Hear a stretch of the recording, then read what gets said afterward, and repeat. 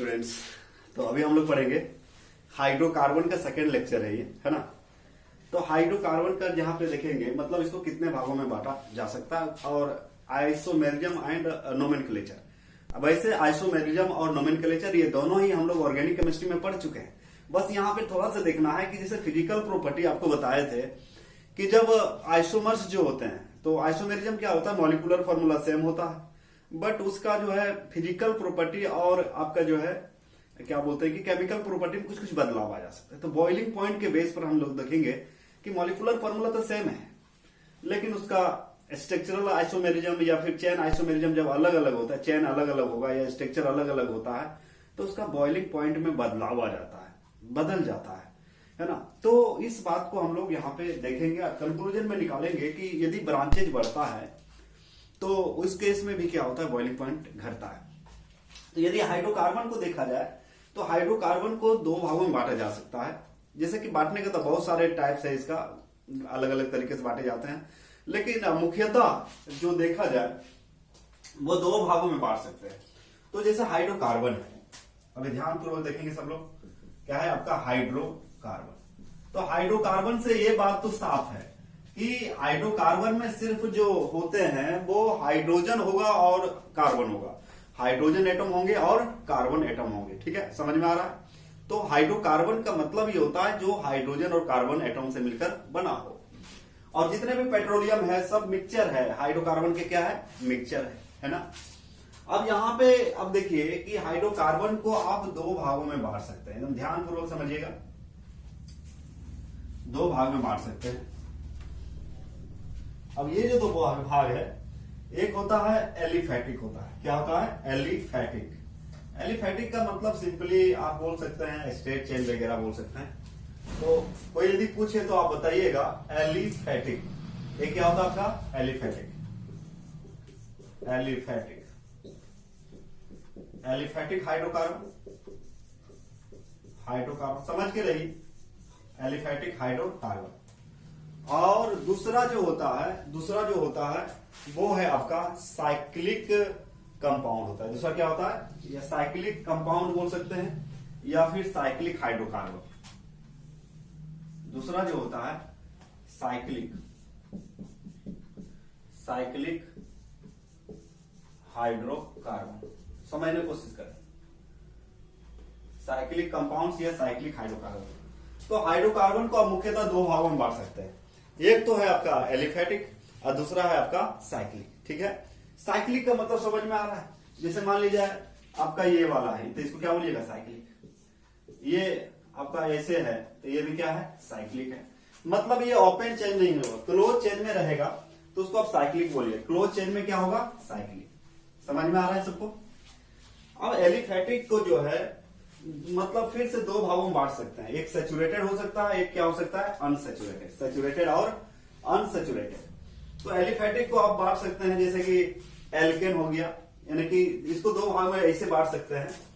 तो भाई एक हो सकता है सैचुरेटेड, मतलब समझाने के लिए बता रहे हैं। यहाँ पे ये मुद्दा नहीं है आपका, लेकिन थोड़ा सा बता दे रहे हैं। यहाँ पे तो अभी हम लोग देखेंगे नोमेनक्लेचर, आइसोमेरिज्म एंड नोमेनक्लेचर, और उसका बॉइलिंग पॉइंट अभी देखेंगे। लेकिन फिलहाल समझ सकते हैं एलिफैटिक हाइड्रोकार्बन को आप दो भागों में बांट सकते हैं। एक सैचुरेटेड होता है, क्या होता है, सैचुरेटेड हाइड्रोकार्बन, सैचुरेटेड हाइड्रोकार्बन। और एक होता है अनसैचुरेटेड। ये क्या होता है आपका, अनसैचुरेटेड हाइड्रोकार्बन।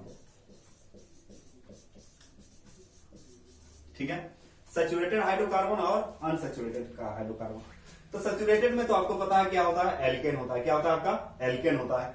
ये भी आपको पता है, सैचुरेटेड का मतलब संतृप्त हाइड्रोकार्बन होता है। याद रखिए, जो हिंदी वाले हैं, जो हिंदी जानना चाहते हैं तो क्या लिखिएगा, सैचुरेटेड हाइड्रोकार्बन का मतलब होता है संतृप्त हाइड्रोकार्बन और अनसैचुरेटेड हाइड्रोकार्बन का मतलब होता है असंतृप्त हाइड्रोकार्बन।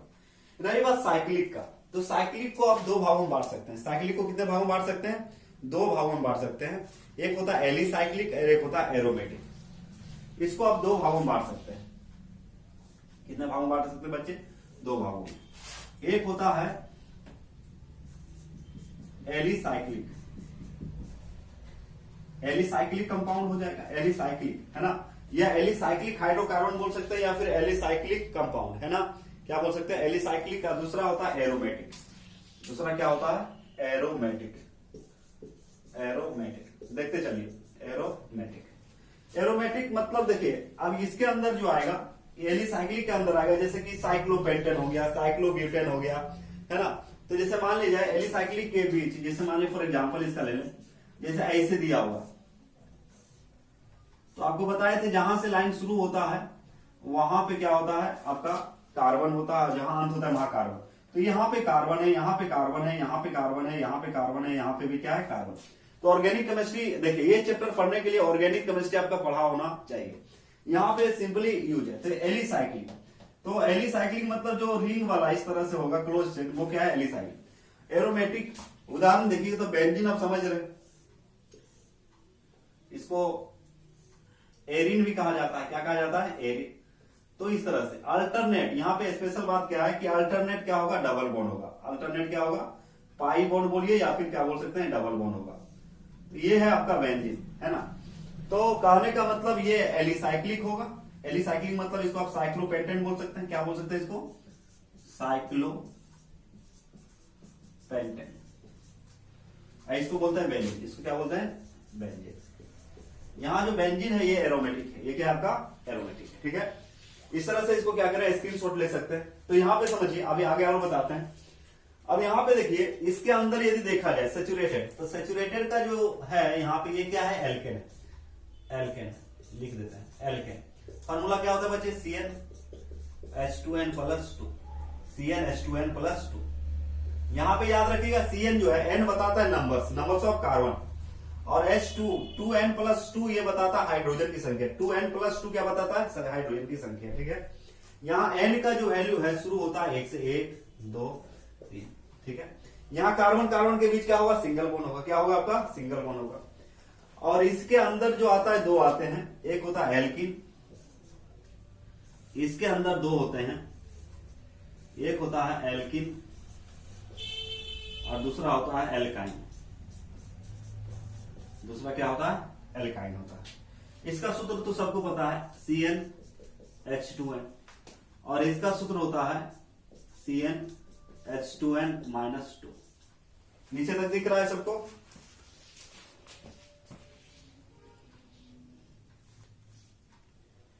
सही है। और ये दोनों ही केस में n का जो वैल्यू शुरू होता है, n का जो वैल्यू होता है वो 2 से होता है। 2 कहां शुरू होगा बच्चे, 2 से, 2 3 4।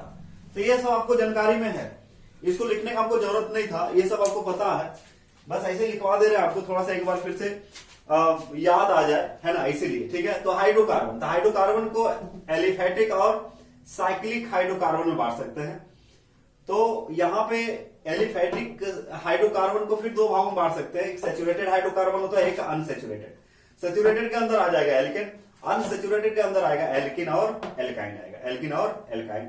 फॉर्मूला सबको पहले से पता है, CnH2n+2 होता है एल्केन का, एल्किन का CnH2n, और एल्काइन का होता है CnH2n-2।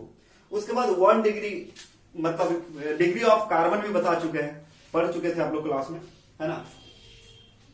अब देखिए साइक्लिक हाइड्रोकार्बन को दो भागों में बांट सकते हैं, एक एलिसाइक्लिक होता है और एक होता है एरोमेटिक। तो एलिसाइक्लिक मतलब कोई भी रिंग हो, है ना, जैसे साइक्लोपेंटेन, साइक्लोप्रोपेन, साइक्लोब्यूटेन, साइक्लोहेक्सेन, ये सबका सब किसमें आएगा, एलिसाइक्लिक के अंदर आएगा।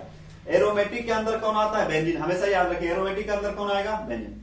अब एलिसाइक्लिक को फिर 3 भागों में बांट सकते हैं, है ना। एलिसाइक्लिक को कितने भागों में बांट सकते हैं जी, 3 भागों में बांट सकते हैं। साइक्लोएल्केन, इसको 3 भागों में बांट सकते हैं, साइक्लोएल्केन, साइक्लोएल्किन और साइक्लोएल्काइन। अभी बताते हैं, इसका स्क्रीनशॉट ले ले, बस ये जानकारी के लिए, ये सब बातें आपको ऑर्गेनिक में पढ़ाया गया है ना। तो जल्दी से इसका स्क्रीनशॉट ले। आइए बच्चों, एलिसाइक्लिक को देखिए 3 भागों में बांट सकते हैं। एलिसाइक्लिक को कितने भागों में बांट सकते हैं, तो ये हुआ एलिसाइक्लिक, क्या हुआ, एलिसाइक्लिक, ठीक है। इसको आप 3 भागों में बांट सकते हैं। एक तो होता है आपका जैसे कि साइक्लोएल्केन, साइक्लो एल्केन, ठीक है। दूसरा होगा साइक्लो एल्केन, और तीसरा जो होगा cyclo alkyne, cyclo alkyne.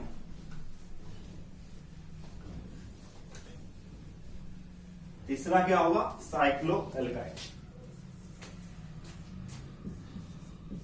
Cyclo alkyne. अब उदाहरण देखिए, इसका जो एग्जांपल देखिएगा तो ये हो गया 1 नंबर, ये हो गया 2 नंबर, और ये हो गया आपका 3 नंबर, ठीक है। अब साइक्लो एल्केन को आप देख सकते हैं, जैसे मान लिया जाए साइक्लोपेंटेन लीजिए।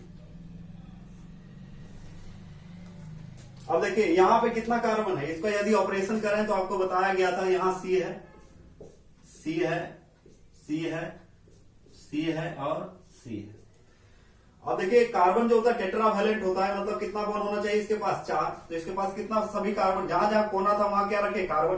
तो देखिए यहां पे आप देख सकते हैं, एक समझा दे रहे हैं कि यहां पे जो है 4 बॉन्ड होना चाहिए, लेकिन दिख रहा है कितना? 2। तो यहाँ पे मोनोवैलेंट एटम यहाँ कौन है? हाइड्रोजन। तो कितना रख देंगे? 2। तो 2 बॉन्ड दिख रहा है, 2 बनाएगा, कितना हो जाएगा? 4। सभी जगह कितना हो जाएगा? CH2, CH2, CH2 और CH2। समझ में आ रहा? तो इसका यदि हम नाम लिखेंगे, इसका यदि क्या लिखेंगे? नाम, तो इसको हम लोग पढ़ते हैं साइक्लोपेंटेन। क्या पढ़ते हैं बच्चे? इसको क्या बोलेंगे हम लोग? साइक्लोपेंटेन। जैसे साइक्लो एल्केन है तो यहाँ ANE पेंटेन, 5 कार्बन है, 1 2 3 4 5, टोटल 5 कार्बन है। यहाँ पे एल्किन आ गया, ENE आ गया, क्या आ गया? यहाँ पे ANE था, तो साइक्लोपेंटेन। मान लीजिए इसी को यदि यहाँ पे डबल बॉन्ड कर दें, जैसे ये हुआ आपका, ये हो गया आपका साइक्लोपेंटेन, कहीं भी एक डबल बॉन्ड रख देंगे तो ये क्या हो जाएगा? साइक्लोपेंटीन। क्या हो जाएगा? साइक्लोपेंटीन। ENE आ जाएगा, क्या आ जाएगा? साइक्लोपेंटीन। डबल बॉन्ड है, जो कि आपको पता है एल्किन में क्या होता है, कम से कम 2 कार्बन के बीच क्या होना चाहिए? एक डबल बॉन्ड होना चाहिए। उसी प्रकार मान लीजिए इसी का उदाहरण दे रहे हैं, आप कुछ भी ले सकते हैं, ब्यूटेन भी ले सकते हैं, साइक्लोब्यूटेन, साइक्लोहेक्सेन, कुछ कोई बात नहीं। ये अभी क्या है? साइक्लो एल्केन है। अब यदि इसको एक डबल बॉन्ड दिए तो क्या हो गया? साइक्लो, ये अभी साइक्लोपेंटेन था, यदि हम डबल बॉन्ड नहीं डालें यहाँ पे तो क्या है? ये साइक्लोपेंटेन। और एक यदि डबल बॉन्ड डाल दिया जाए तो साइक्लोपेंटीन, एक बॉन्ड और डाल दिया जाए तो क्या हो जाएगा? साइक्लोपेंटाइन। YNE आ जाएगा, साइक्लोपेंटाइन। क्या हो जाएगा? साइक्लो। तो एक उदाहरण के तौर पे आपको बताया गया, ये क्या हो जाएगा? साइक्लोपेंटाइन। तो इस तरह से आप देख सकते हैं, है ना, कि एलिसाइक्लिक को कितने भाग में बांट सकते हैं? साइक्लो एल्केन बोल सकते हैं, साइक्लो एल्किन और साइक्लो एल्काइन। तो ये सब बस जानकारी के लिए था। मेन चीज यहाँ पे जो है वो रिएक्शन आएगा। क्या आएगा? रिएक्शन। जैसे एल्किन को आप एल्केन में कैसे बदलेंगे, एल्किन को एल्केन में कैसे बदला जाता है, या फिर कोई आपका हेलो एल्केन दिया हुआ है उसमें उसको जो है कैसे कन्वर्ट किया जाएगा आपका एल्केन में, ये यहाँ पे पढ़ना है। ये आपको जानकारी के लिए इन्फॉर्म कर दिए। अब थोड़ा सा एल्केन के बारे में बात कर लेंगे। यहाँ पे एल्केन के बारे में बात करेंगे, मतलब यहाँ पे थोड़ा सा हम लोग अभी मीथेन के बारे में थोड़ा बात करते हैं, है ना। मीथेन के बारे में यदि हम बात करें थोड़ा सा, उसके बाद आपको बताया जाएगा, थोड़ा सा पढ़ेंगे हम लोग। जैसे कि जो आइसोमेरिज्म था, आइसोमेरिज्म हम लोग पढ़ चुके हैं ऑर्गेनिक केमिस्ट्री में, नोमेनक्लेचर भी पढ़ चुके हैं। तो यहाँ पे फिजिकल प्रॉपर्टी में देखेंगे कुछ न कुछ बदलाव आ जाता है, ठीक है। तो आइए हम लोग अभी देखते हैं, थोड़ा मीथेन के बारे में अध्ययन करते हैं। तो आपको पता है एल्केन, जैसे एल्केन है ना, तो एल्केन का जो फर्स्ट मेंबर है, एल्केन का जो फर्स्ट मेंबर है, इसका सूत्र भी आपको पता है, क्या होता है? ये CnH2n और प्लस कितना होता है? 2। थोड़ा मीथेन जबरदस्त है, पहला मेंबर है। एल्केन का जो फर्स्ट मेंबर है, पहला सदस्य है, वो है आपका मीथेन। क्या है आपका? मीथेन। तो मीथेन तो आपको पता है, जैसे मान ले जाए आप n का वैल्यू यहाँ तो जो शुरू होता है 1 से शुरू होता है। n का वैल्यू कितना शुरू होता है? 1 2 3 ऐसे करके। यदि हम n का वैल्यू 1 ले लें, है ना, तो फॉर्मूला क्या होता है? H2N ये सब आप जानते हैं, फालतू समय नहीं बर्बाद करेंगे, लेकिन देख लेते हैं थोड़ा सा। तो इसको C1H2 इंटू 1 प्लस 2, चूंकि n का वैल्यू जहां जहां n है वहां पे कितना रखे, 1 रखे। अब देखिए क्या बना लेगा, CH4, इसको हम लोग क्या बोलते हैं, मीथेन। क्या बोलते हैं, मीथेन। इसके बारे में थोड़ा जानकारी प्राप्त करते हैं। तो मीथेन जो है फर्स्ट मेंबर ऑफ एल्केन, ये मीथेन जो होता है ये होता है फर्स्ट मेंबर ऑफ एल्केन। याद रखिएगा, फर्स्ट मेंबर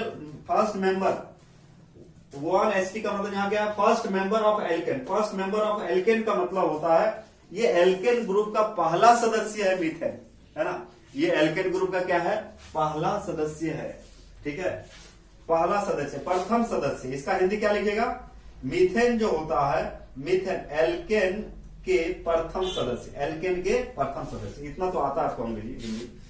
अब यहां पे देखने की कोशिश करें, जिसका फिगर यदि हम बनाए तो फिगर टेट्राहेड्रल होता है, सबको पता है। फिगर क्या होता है इसका, टेट्राहेड्रल। जैसे ये हो गया हाइड्रोजन, ये हो गया हाइड्रोजन, ये हो गया हाइड्रोजन, ये हो गया हाइड्रोजन। और इसको ऐसे हम लोग थोड़ा सा सही दिखने के लिए जोड़ देते हैं, ठीक है। ये मीथेन है, ये क्या आपका मीथेन। तो इसका स्ट्रक्चर जो होता है, ज्योमेट्री या फिर स्ट्रक्चर इसको बोलते हैं। इसका ज्योमेट्री या स्ट्रक्चर जो होता है, इसका संरचना को हम लोग बोलते हैं टेट्राहेड्रल। क्या है ये, टेट्राहेड्रल। ये सब बातें आपको पता है। ये बात बोली कहां, वेस्पर थ्योरी पढ़े थे, कहां क्या पढ़े थे, ये कहां से आया, वेस्पर थ्योरी से। कहां से आया ये, आप लोग वेस्पर थ्योरी पढ़े थे। क्या पढ़े थे, वेस्पर थ्योरी, वैसे ही आपको पता है। Valence bond electron pair, valence bond electron pair repulsion theory, ये कहां से आया, वेस्पर थ्योरी से। बोलिए कहां पढ़े थे, केमिकल बॉन्डिंग में। कहां पढ़ चुके हैं इसको, केमिकल बॉन्डिंग में, ठीक है। तो यहां पे यदि इसका बॉन्ड एंगल देखा जाए, तो ये होता है 109.5 डिग्री। सबको पता है बॉन्ड एंगल कितना होता है इसका, 109.5 डिग्री होता है। याद रखेंगे 109.5 डिग्री इसका बॉन्ड एंगल होता है। इसका शेप बोल सकते हैं, स्ट्रक्चर, या फिर क्या बोल सकते हैं, शेप, या फिर इसका ज्योमेट्री भी बोल सकते हैं। तो ये इसको शेप भी बोलते हैं। शेप का मतलब आकार। इसका आकार कैसा होता है, टेट्राहेड्रल होता है। एक इंफॉर्मेशन है, ये जो मीथेन जो पाया जाता है मार्सी एरिया में पाया जाता है, coal mines and marshy area. Marshy area का मतलब दलदल क्षेत्र जो नहीं होता है, पंख जिसको बोलते हैं, दलदल, जिसमें लोग डूबते हैं, मतलब फंसते हैं तो फंसे रह जाते हैं, अंदर घिसते हैं, जितना हिल डोल करेंगे अंदर जाएंगे तो वहां पे ये पाया जाता है, मार्सी एरिया में पाया जाता है, ठीक है। तो बॉन्ड एंगल ये पता होना चाहिए। एक बात और है कि यदि बॉन्ड लेंथ पूछा जाए, कार्बन कार्बन के बीच का बॉन्ड लेंथ कितना होता है, बॉन्ड लेंथ ऊपर देते हैं, बॉन्ड लेंथ आवंध की लंबाई इसको बोलते हैं। क्या बोलते हैं, आवंध की लंबाई, आवंध की लंबाई। तो आवंध की लंबाई देखा जाए, बॉन्ड लेंथ इसका देखा जाए, तो हमेशा याद रखिएगा कि C और C के बीच जो बॉन्ड लेंथ होता है वो होता है 1.5, ये सॉरी 144, कितना बोल सकते हैं, इसका जो बॉन्ड लेंथ होता है, C के बीच का जो बॉन्ड लेंथ होता है 154 pm होता है। कितना होता है, याद रखिएगा 154 pm, ये चीज याद रखिएगा। यदि कार्बन कार्बन के बीच सिंगल बॉन्ड है, एल्केन के केस में बता रहे हैं, कार्बन कार्बन के बीच क्या है, सिंगल बॉन्ड, कार्बन कार्बन के बीच सिंगल बॉन्ड है, तो इनके बीच का जो बॉन्ड लेंथ होता है 154 pm होता है। और कार्बन और हाइड्रोजन के बीच का जो बॉन्ड लेंथ होता है वो 112 pm होता है। pm का मतलब होता है पिकोमीटर, ठीक है, पिकोमीटर, हमेशा याद रखिएगा। तो यहाँ पे 2-3 बात आप ध्यान रखेंगे, 1-2 बात और लिखवाएंगे आपको कि भाई एल्केन जो है, एल्केन का फॉर्मूला होता है CnH2n+2, ये पहले से आपको पता है। जैसे n का वैल्यू 1 ले ले, तो 1 ले लेंगे तो क्या बनेगा, CH4 बनेगा, जिसको हम मीथेन बोलते हैं। तो मीथेन क्या है, फर्स्ट मेंबर है। ये क्या है आपका जो है एल्केन का जो है फर्स्ट मेंबर है, पहला सदस्य है। अभी मीथेन के बारे में थोड़ा जानकारी याद रखना है। ये है बॉन्ड एंगल, है ना, ये जो देख रहा है 109, ये है आपका बॉन्ड एंगल, बॉन्ड एंगल होता है इसका 109.5 डिग्री। बॉन्ड एंगल का मतलब होता है आबंध कोण। क्या होता है जी? आबंध कोण। तो मीथेन में जो बॉन्ड एंगल होता है 109.5 होता है। यदि कोई पूछेगा कार्बन, यहाँ एल्केन के बारे में बात करें, किसके बारे में बात करें? एल्केन के बारे में। तो कार्बन कार्बन के बीच कोई बॉन्ड लेंथ पूछेगा। बॉन्ड लेंथ का मतलब होता है बॉन्ड की लंबाई, आबंध की लंबाई। इसका लंबाई कितना है? तो 154 पीएम। पीएम का मतलब पिकोमीटर, और 1 पिकोमीटर बराबर कितना होता है? 10⁻⁻12 मीटर। 1 पीएम बराबर कितना होता है? 1 pm is equal to 10⁻⁻12 metre. समझ सकते हैं आप कितना छोटा होता है, ठीक है। और सी और एच के बीच जो बॉन्ड लेंथ होता है वो होता है 112 पीएम होता है। तो ये बात आपको ध्यान में रखना है। दूसरा बात एक चीज और लिखवाना है कि मीथेन जो पाया जाता है कहां पाया जाता है? Coal mines. सबसे ज्यादा जो पाया जाता है coal mines and marshy area. इसको मार्स गैस भी कहा जाता है। क्या कहा जाता है? मार्स गैस भी कहा जाता है। फटाफट इसका स्क्रीनशॉट लें आप लोग, स्क्रीनशॉट लीजिए। चलिए आइए देखते हैं इसका सोर्स। तो यदि आपसे पूछा जाए कि सोर्स क्या है मीथेन का, तो लिखिएगा सोर्स। सोर्स का मतलब क्या होता है? स्रोत। Source of methane, source of CH4। इसका सोर्स क्या है? यानी कि CH4 का स्रोत। CH4 का स्रोत मतलब कहां कहां पाया जाता है? ये पाया जाता है कोल माइंस, याद रखेंगे, coal mines and marshy area. Coal mines सबको समझ में आ रहा है। और मार्सी एरिया का मतलब होता है दलदली क्षेत्र होता है। क्या होता है? दलदली क्षेत्र। दलदली क्षेत्र बोल सकते हैं, दलदली क्षेत्र। मार्सी एरिया बोल सकते हैं या दलदली क्षेत्र बोल सकते हैं, ठीक है। कोल माइंस का मतलब कोल माइंस ही होता है, आपको पता है, जहां से कोयले के खदान होते हैं। कोयले के खदान को क्या बोलते हैं हम लोग? तो कोल माइंस का हिंदी क्या होता है? कोयले के खदान। और मार्सी एरिया का मतलब होता है दलदली क्षेत्र, ठीक है। समझ में आ गया सबको? अब आगे जो देखते हैं हम लोग और क्या क्या होता है। यदि एल्केन की हम लोग बात करें तो एक बात और याद रखिएगा, यानी कि आप याद रखेंगे एल्केन का जो मेन सोर्स होता है वह क्या बोलते हैं? एल्केन जो होता है पेट्रोलियम और नेचुरल गैस का क्या होता है? मेन सोर्स होता है। तो आप बोल सकते हैं एल्केन्स आर, नेक्स्ट पॉइंट क्या याद रखना है? Alkanes are main source of petroleum and natural gas.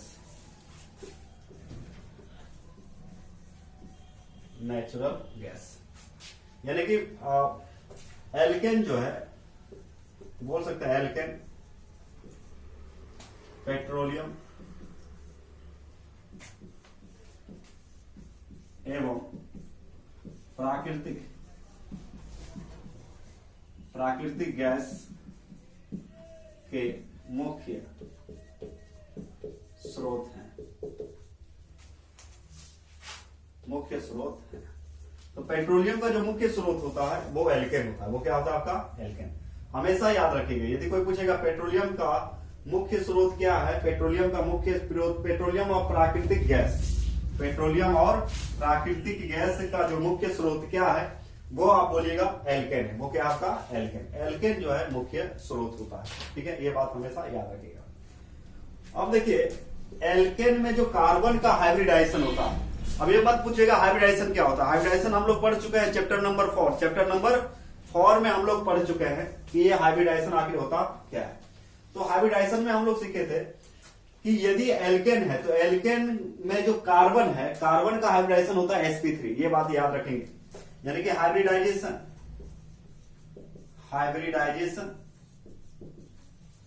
Of carbon कहे तो C इन एल्केन।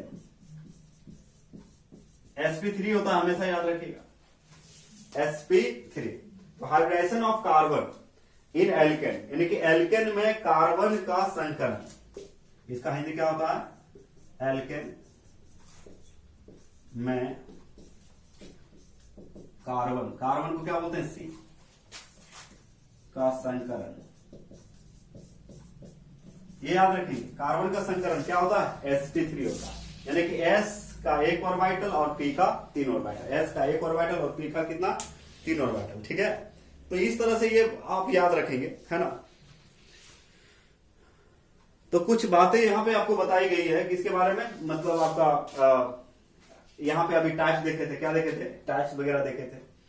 उसके बाद फिर आप यहां पे जो है आइसोमर्स के बारे में हम लोग देखेंगे। तो ये बातें याद रहेगा कि यदि मीथेन का मुख्य स्रोत पूछेगा तो क्या बोलेगा? कोल माइंस और मार्स एरिया है।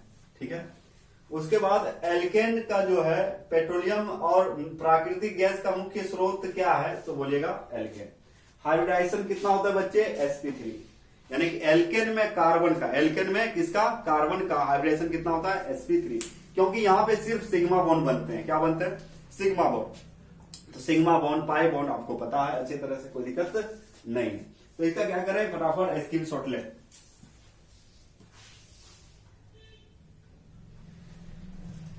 चलिए क्वेश्चन देखते हैं। हम ऑर्गेनिक केमिस्ट्री में पढ़ के आए नोमेनक्लेचर और आइसोमेरिज्म, नोमेनक्लेचर और आइसोमेरिज्म। तो एक क्वेश्चन देते हैं यहां पे, यदि आपसे बोला जाए राइट द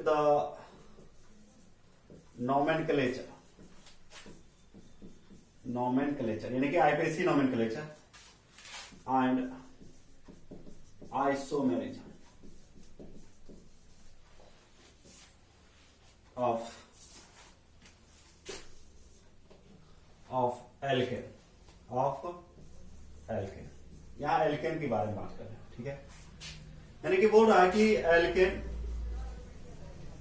एल्केन के नामकरण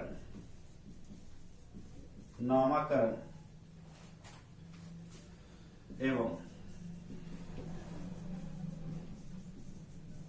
समावयवता लिखें।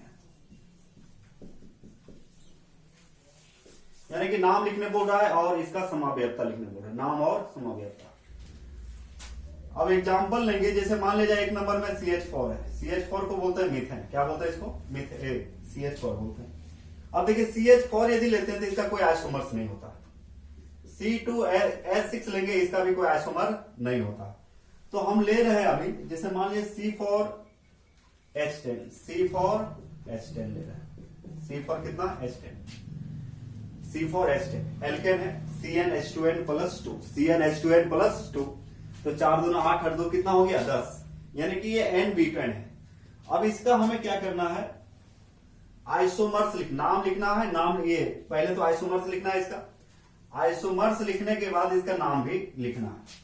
तो इसका पहला जो आइसोमर होगा तो इसको ऐसे लिख सकते हैं CH3, CH2, CH2 और CH3। ठीक है, कितने कार्बन? 1 2 3 4, तो 4 कार्बन यहां भी है। हाइड्रोजन कितना है? 3 2 5 2 7 3 10, तो हाइड्रोजन 10 है। ठीक है, अब इसका नाम लिखते हैं तो इसको नॉर्मली बोलते हैं N-ब्यूटेन। क्या बोलते हैं? N-ब्यूटेन। इसका यदि बॉइलिंग पॉइंट देखा जाए, बॉइलिंग पॉइंट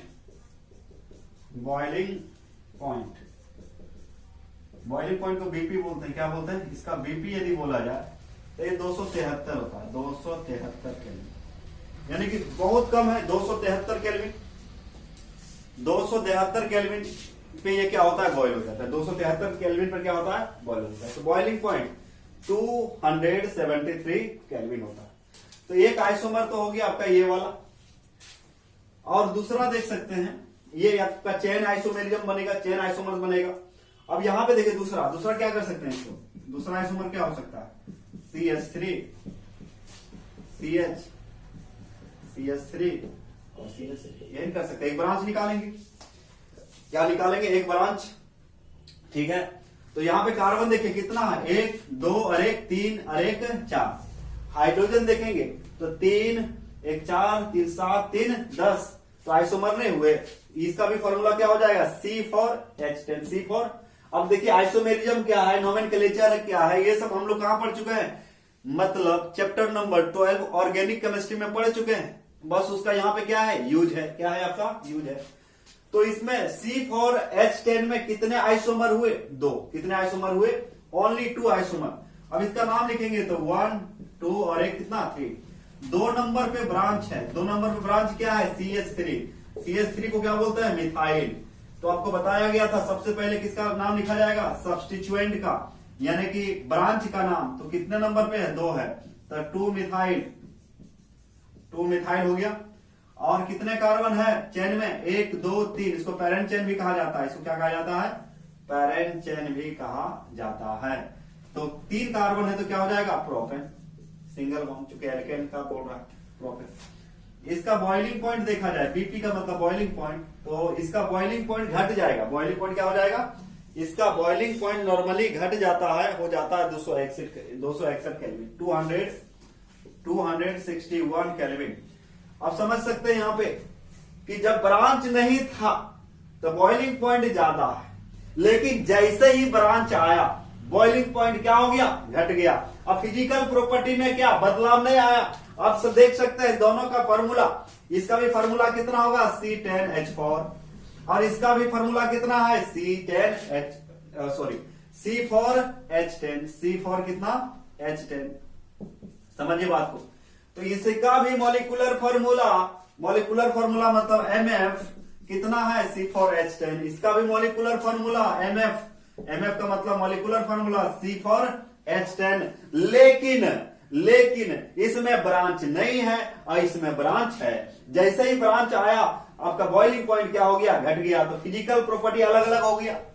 अरे boiling point, melting point, colour, density, length, ये सब क्या है, बॉन्ड लेंथ, ये सब क्या है, ये सब है आपका फिजिकल प्रॉपर्टी है। फिजिकल मतलब भौतिक गुण है। अब जब ये भौतिक गुण है तो हमें अभी एक जांच में पता चला कि भाई इसका बॉइलिंग पॉइंट ज्यादा होता है जब इसमें चेन नहीं होता। जैसे ही इसमें चेन आ गया तो इसका बॉइलिंग पॉइंट घट गया। अब यदि कोई पूछेगा ब्यूटेन में कितने आइसोमर्स हैं संभव, 2 ही आइसोमर्स हैं, एक एन ब्यूटेन और एक 2 मिथाइल प्रोपेन, और कोई यहाँ पे संभव नहीं है। आप देख सकते हैं, और कोई बन सकता है क्या, यहां तो कुछ दिमाग नहीं लगाना है। तो यानी कि C4H10 के पास कितने आइसोमर्स आए हैं, 2 आइसोमर्स। 2 आइसोमर्स मतलब 2 समावयव। हिंदी लिखना पड़ेगा, नहीं तो बिना हिंदी तो चलेगा नहीं, तुरंत कमेंट आएगा हिंदी इसका नहीं पता है, जबकि पढ़ा हुआ है। ये सब क्या है आपका, सबका पढ़ा हुआ है। समझ में आ गया। तो यदि कोई पूछेगा C4H10 में मैक्सिमम कितने आइसोमर्स हो सकते हैं, 2। अब देखिए फिजिकल प्रॉपर्टी में बदलाव आया कि नहीं आया। इसका बॉइलिंग पॉइंट 273, इसका 261। ठीक है, फटाफट इसका क्या करें, स्क्रीनशॉट लें, आगे बताते हैं।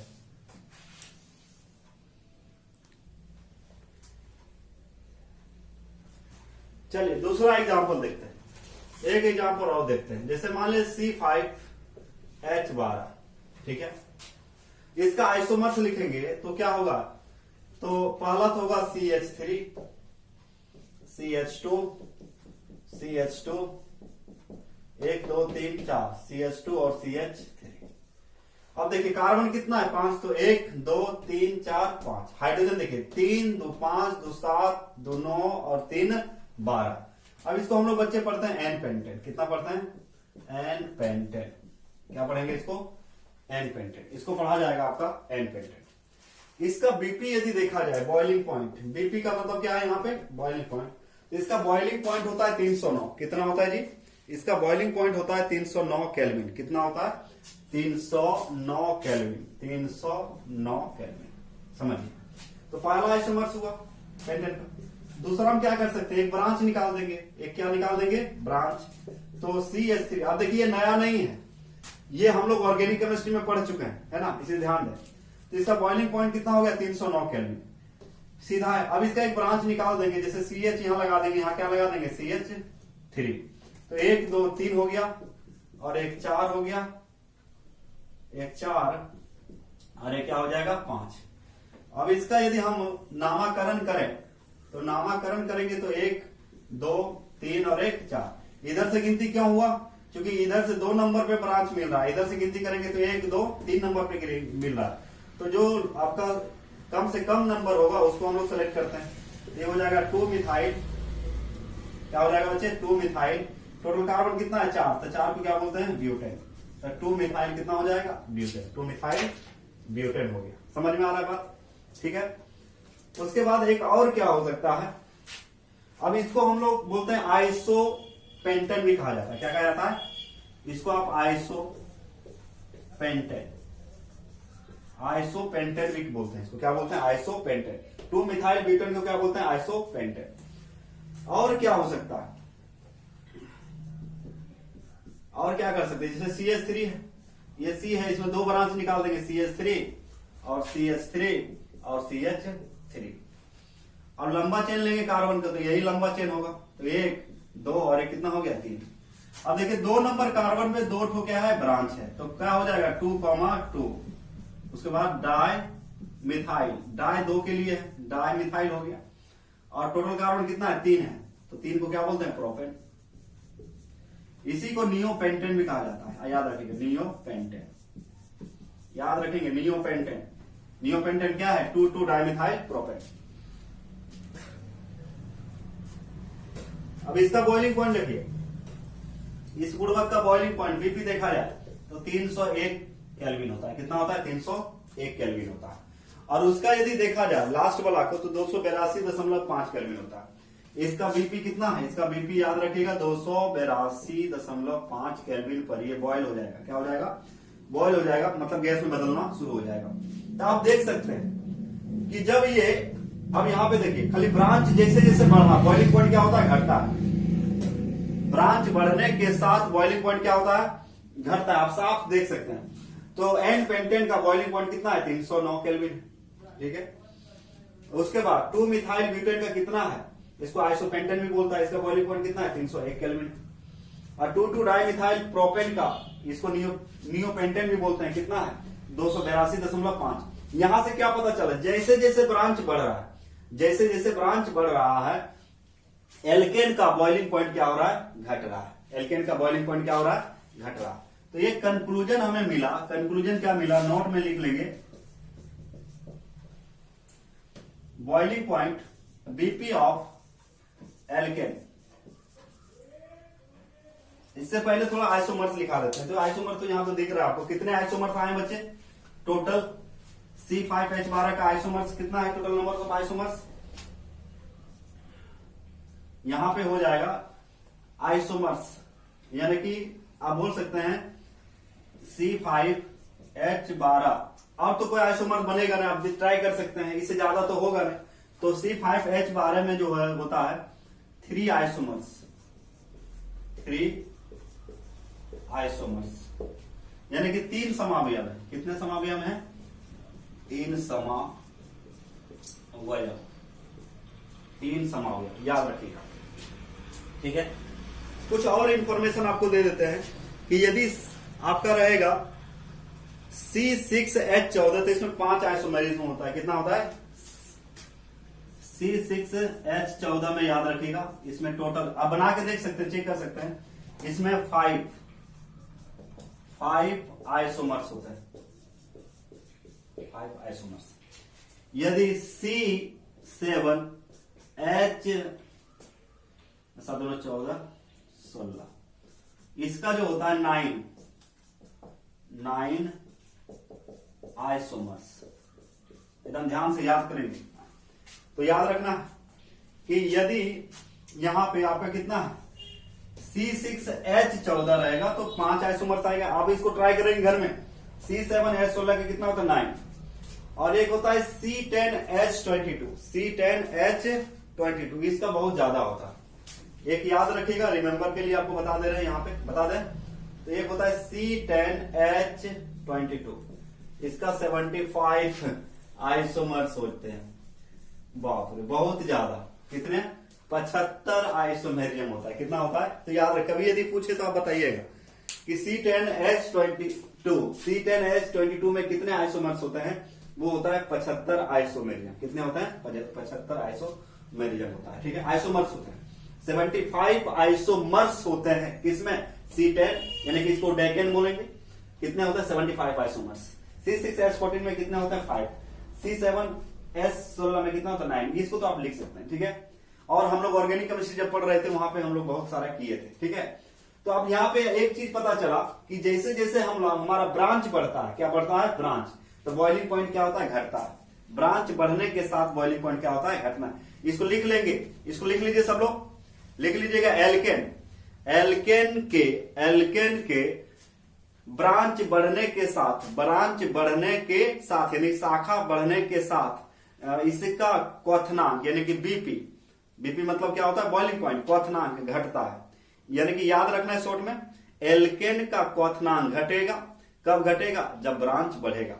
यानी कि एल्केन के शाखा बढ़ने के साथ, एल्केन के शाखा बढ़ने के साथ क्वथनांक घटता है। आप साफ साफ देख सकते हैं कि इसमें देखिए 309 है जब इसमें कोई ब्रांच नहीं है। एक ब्रांच आया, सब तक जो सूत्र जो होगा मॉलिक्यूलर फॉर्मूला सेम है, लेकिन जैसे एक ब्रांच आया तो इसका बॉइलिंग पॉइंट घट गया, एक ब्रांच और बढ़ गया तो इसका बॉइलिंग पॉइंट और घट गया। समझ में आ रहा है, तो ये फिजिकल प्रॉपर्टी चेंज हो रहा है ना। तो इस तरह से आज देखिए हम लोग क्या चीज, हाइड्रोकार्बन में आपका कुछ डिफरेंसेस देखे, फिजिकल प्रॉपर्टी देखे, कुछ बातें नई नई सीखे, है ना। नेक्स्ट लेक्चर में हम लोग प्रिपरेशन पढ़ेंगे। प्रिपरेशन का मतलब कैसे बनेगा, कन्वर्जन जिसको बोलते हैं, बहुत ही इंपॉर्टेंट टॉपिक है। क्या है, कन्वर्जन।